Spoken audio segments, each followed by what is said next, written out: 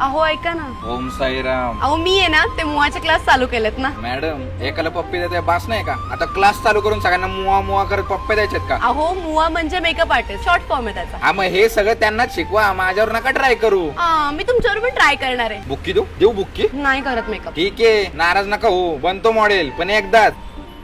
तुम्हाला माहिती आहे माझ्याकडे 30 स्टुडंट सुद्धा आहेत आणि येत्या मंथ एंडला त्यांचं सर्टिफिकेशन डे सुद्धा आहे. म्हणजे माझ्या नावाची त्यांना मेकअपची डिग्री मिळणार. काय बोलता? अहो आधी तुम्ही तर डिग्री घ्या याची, युट्यूब वरून शिकला, ते पण 2x च्या स्पीड वरती. अहो राहू द्या हो, मी प्रत्येक स्टुडंट कडनं 1 लाख रुपये फी चार्ज करते आणि त्याच्यामध्ये वॅनिटी पण फ्री देते. व्हॅनिटी म्हणजे ते सेलिब्रिटी लोकांची गाडी का? नाही हो, ते एक मेकअप किट असतं आणि एका स्टुडंटचे 1 लाख म्हणजे 30 स्टुडंटचे 30 लाख. आणि मग त्याच्यातून सेकंड हँड मर्सिडीज गाडी घेणार असाल, त्याचं ग्रँड ओपनिंग ठेवणार आणि मग तुम्हाला एक रील पण सुचली असेल ना, जी होती मनात तीच आणली दारात, असा डायलॉग टाकणार आणि मर्सिडीज दाखवणार. तुम्हाला कसं कळालं? अहो सगळे आर्टिस्ट हेच करतात. तुम्हाला छपरी बनायचंय का? ठीक आहे, नाही करणार. फसवेगिरी करायलाच पाहिजे का? अहो पहिल्यांदा तुम्ही तर नीट शिकून घ्या आणि 1 लाख फी कसली तुमच्याकडे आहे म्हणून त्यांच्याकडे पण असलं पाहिजे का? रियालिटी सांगत जाऊ ना सगळ्यांना. मॉडेल अफोर्ड करू शकता, फोटोग्राफरचे पैसे, लोकेशनचं रेंट, मेकअप किट, सर्टिफिकेशनचे पैसे, हे सगळं तुम्हाला परवडतं. पण एका मिडल क्लास मुलीला परवडतं का? तुमच्या इन्फ्लुएन्स मध्ये येऊन त्या मुली घरच्यांकडून कर्ज काढतात आणि त्यांना स्टुडंट्स मिळाले नाही की मग रडत बसतात की कर्ज कसं फेडणार म्हणून. सॉरी. सॉरी काय सॉरी?